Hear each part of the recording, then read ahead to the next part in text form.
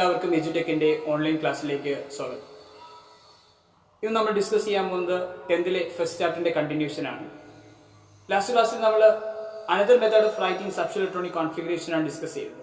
ഒപ്പം peculiarity of electronic configurations of copper and chromium, കോപ്പറിന്റെയും ക്രോമിയത്തിന്റെയും ഇലക്ട്രോൺ വിന്യാസത്തിന്റെ പ്രത്യേകതകളെ കുറിച്ചും ഡിസ്കസ് ചെയ്തായിരുന്നു.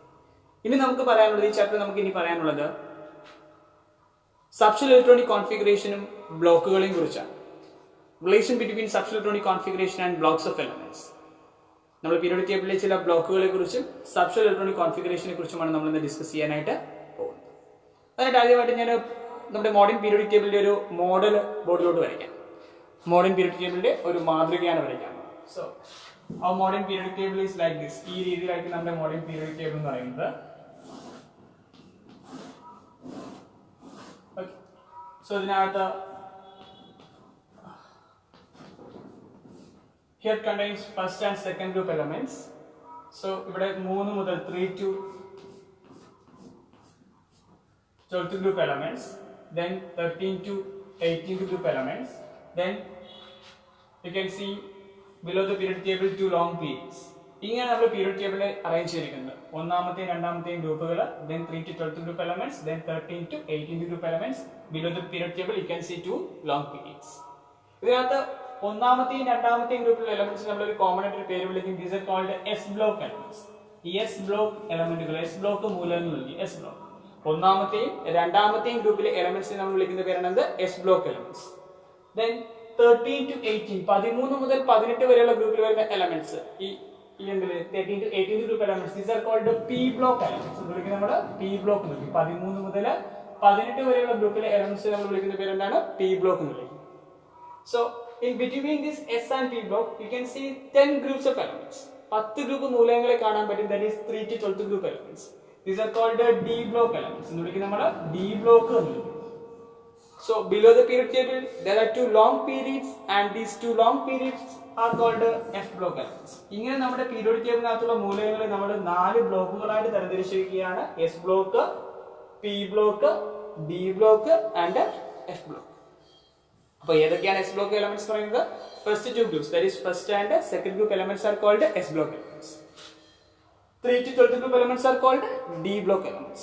13 to 18 are called P block elements, and below the periodic table the 2 long periods are called F block elements. ഇങ്ങനെ 4 ബ്ലോക്കുകളായിട്ട് നമ്മൾ എന്ത് ചെയ്തിട്ടുണ്ട്? അറേഞ്ച് ചെയ്തിട്ടുണ്ട്, ക്രമീകരിച്ചിട്ടുണ്ട്. Why these are belongs to S, P, D and F? എന്തുകൊണ്ടാണ് നമുക്ക് നോക്കാം. എന്തുകൊണ്ടാണ് ഈ എലമെന്റ്സിനെ നമ്മൾ S block, P block, D block എന്നിങ്ങനെ അറേഞ്ച് ചെയ്തിരിക്കുന്നത് നോക്കാം. സോ അതിനായിട്ട് നമ്മൾ എസ് ബ്ലോക്കിൽ ഉൾപ്പെടുന്ന 2 എലമെന്റ്സിനെ എടുക്കും. ഫസ്റ്റ് എലമെന്റ് നമുക്കറിയാം, എല്ലാവർക്കും അറിയാം, ഒന്നാമത്തെ എലമെന്റ് ഹൈഡ്രജൻ, ആറ്റോമിക് നമ്പർ 1. അതുപോലെ ഇവിടെ വരുന്ന ഫസ്റ്റ് ഗ്രൂപ്പിൽ രണ്ടാമത്തെ ലിഥിയം, ആറ്റോമിക് നമ്പർ 3. സോ രണ്ടാമത്തെ ഗ്രൂപ്പിൽ വരുന്നത് ബെറിലിയം, അറ്റോമിക് നമ്പർ 4. എന്തുകൊണ്ട് ഇവയെ നമ്മൾ എസ് ബ്ലോക്കിൽ ഉൾപ്പെടുത്തി എന്നാണ് പറയാൻ പോകുന്നത്. So when you write the subshell electronic configuration of these elements, for example in the case of hydrogen you can write its electronic configuration is 1s1. നമുക്കറിയാം ഒരു electron, that is filled in the first subshell, that is 1s, so it is 1s1. ലിഥിയത്തിന് എഴുതുമ്പോൾ 1s2 2s1. Beryllium എഴുതുമ്പോൾ 1s2 2s2. അതുപോലെ നമുക്ക് കുറച്ച് മാറിയുള്ള element നോക്കാം. Beryllium magnesium ആണ്, magnesium വിത്ത് atomic number 12. So beryllium തൊട്ട് താഴെ കാണപ്പെടുന്ന എലമെന്റ് ആണ് മാഗ്നീഷ്യം. നിങ്ങൾ പീരിയോഡിക് ടേബിളിൽ നോക്കിയാൽ മതി, 12. So that is 1s2 2s2 2p6, then comes 3s2. അപ്പോൾ ഇവിടെ എല്ലാം നിങ്ങൾക്ക് ഒരു പ്രത്യേകത കാണാൻ പറ്റുന്നുണ്ട്. ഇൻ ദീസ് കേസസ് ഓക്കെ, ഇവിടെയെല്ലാം എസ് ബ്ലോക്കിനകത്ത് വരുന്ന എലമെന്റ്സ് ആണ്. ഹൈഡ്രജൻ, ലിഥിയം, ബെറിലിയം, മാഗ്നീഷ്യം എല്ലാം എസ് ബ്ലോക്കിനകത്ത് വരുന്ന എലമെന്റ്സ് ആണ്. ഇവിടെ ഇലക്ട്രോണിക് കോൺഫിഗറേഷൻ നമ്മൾ എഴുതും. നമുക്കിനി ചില എലമെന്റ്സ് പി ബ്ലോക്കിനകത്ത് വരുന്ന ചില എലമെന്റ്സ് കൂടി എടുക്കാം. അതുകൂടി ഒന്ന് പറഞ്ഞതിന് ശേഷം എന്തുകൊണ്ട് these are included in S block, Y these next elements are included in P block എന്നുള്ള കാര്യം പറയാം. സോ പി ബ്ലോക്കിനകത്ത് വരുന്ന ചില എലമെന്റ്സ് നോക്കാം. First one is boron, atomic number 5. So when you write the subshell electronic configuration, 13ാമത്തെ ഗ്രൂപ്പിനകത്ത് വരുന്ന element ആണ് എന്ന് പറയുന്നത് ബോറോൺ എന്ന് പറയുന്നത്. ബോറോണിന്റെ നമ്മൾ ഇലക്ട്രോണിക് കോൺഫിഗറേഷൻ എഴുതുകയാണെങ്കിൽ there is 1s2 2s2 2p1. എല്ലാവർക്കും അറിയാവുന്ന കാര്യമാണ്. ആദ്യം 1s എന്ന് പറയുന്നു, then 2s, then comes 2p. അതുപോലെ കാർബൺ എടുക്കുകയാണെങ്കിൽ 1s2 2s2 2p2. Okay, then carbon കഴിഞ്ഞ് nitrogen എടുക്കുകയാണെങ്കിൽ 1s2 2s2 2p3. Last element എന്ന് പറയുന്നത് neon ആണ്. neon എടുക്കുകയാണെങ്കിൽ 1s2 2s2 2p6 neon 10 ആണ്. So ഇപ്പോൾ ഒരു കാര്യം മനസ്സിലായി കാണും. When you look at the electronic configuration of hydrogen, lithium, beryllium and magnesium, the last electron is added to which subshell? നിങ്ങൾക്ക് തന്നെ കാണാൻ പറ്റുന്നുണ്ട്. അവസാന ഇലക്ട്രോൺ എന്ന് പറയുന്നത് ഏത് സബ്ഷെല്ലാണെന്ന് കാണാൻ പറ്റും? S സബ്ഷെല്ലാണെന്ന് കാണാൻ പറ്റും. So these elements belongs to S block. ഈ പറയുന്ന എല്ലാ എലമെന്റ്സും ഏത് ബ്ലോക്കിനകത്ത് വരും? S ബ്ലോക്കിനകത്ത് വരും. Because in these elements the last electron is added to the S subshell. So these are belongs to S block. അപ്പോൾ എന്തുകൊണ്ട് ഈ മൂലകങ്ങൾ എസ് ബ്ലോക്കിൽ ഉൾപ്പെടുന്ന മനസ്സിലാക്കാണ്. ഇവയുടെ അവസാന ഇലക്ട്രോണുകൾ എന്ന് പറയുന്നത് ഏത് സബ്ഷെല്ലാണ്? എസ് സബ്ഷെല്ലാണ്. So these are belongs to S block. അതുപോലെ നിങ്ങൾ നോക്കി ബോറോൺ, കാർബൺ, നൈട്രജൻ ഒക്കെ നോക്കി. സോ ഇവിടെ ഇലക്ട്രോണിക് കോൺഫിഗറേഷൻ എൻഡ് ചെയ്യുന്നത് എവിടെയാണ്? പി സബ്ഷെല്ലിനകത്താണ്. കാണുന്നുണ്ടല്ലോ. The last electron is added to the P subshell. നമുക്ക് കാണാം 2p1 ലാണ് അവസാനം. So it is added to the P subshell. So these are called P block elements. അപ്പോൾ എന്തുകൊണ്ട് നമ്മൾ പീരിയോഡിക് ടേബിളിനകത്തുള്ള എലമെന്റ്സിനെ എസ്, പി എന്നിങ്ങനെ ക്ലാസിഫൈ ചെയ്യുന്നത് നിങ്ങൾക്ക് മനസ്സിലായോ? എസ് ബ്ലോക്ക് എലമെന്റ്സ് ക്ലാസിഫൈ ചെയ്യാനുള്ള കാരണം എന്ന് പറയുന്നത് their last electron is added to the S subshell.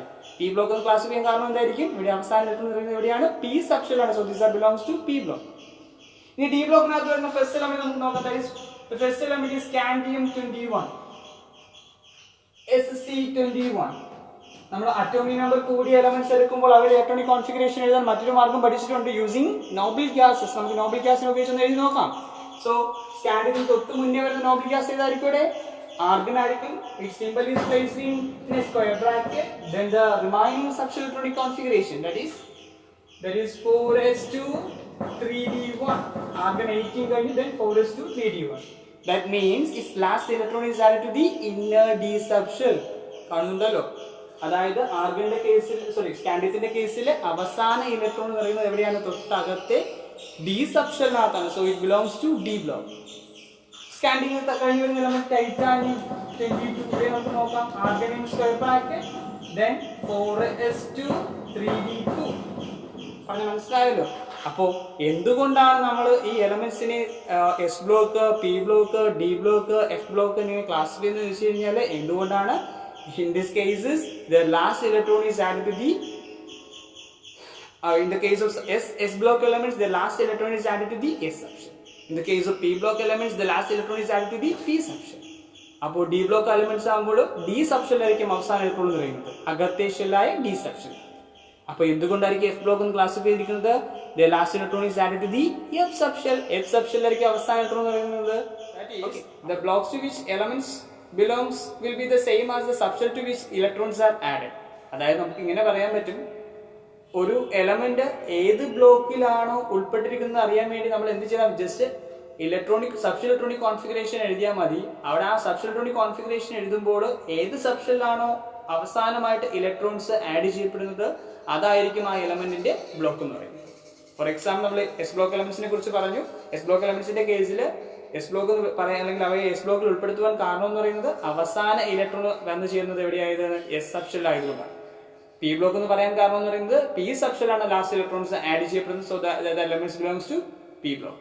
അതുപോലെ ഡി ബ്ലോക്ക് എന്ന് വിളിക്കാൻ കാരണം ഡി സബ്ഷെല്ലായിരിക്കും ഇലക്ട്രോൺസ് ആഡ് ചെയ്യപ്പെടുന്നത്. സോ നിങ്ങൾക്ക് ഡിഫറെന്റ് ബ്ലോക്കുകളെ കുറിച്ച് പറഞ്ഞത് മനസ്സിലായി കാണുമെന്ന് വിശ്വസിക്കുന്നു. അപ്പോൾ ഏതൊക്കെയാണ്? S block, P block, D block and F block. എന്താണ് എസ് ബ്ലോക്ക് എന്ന് വെച്ച് കഴിഞ്ഞാൽ ഏതൊക്കെ ഗ്രൂപ്പിൽ first and second group elements are called S block elements. Then P block എന്ന് പറയുമ്പോൾ 13 to 18th group elements are called P block elements. D block എന്ന് പറയുമ്പോൾ 3 to 12th group elements. And the two long periods below the periodic table are called F block elements. So subshell electronic configuration blocks of elements മനസ്സിലായി കാണുമെന്ന് വിശ്വസിക്കുന്നു. ബാക്കി വിശേഷങ്ങളുമായിട്ട് നമുക്ക് next ക്ലാസ്സിൽ കാണാം, next വീഡിയോയിൽ കാണാം. സോ നന്ദി, നമസ്കാരം.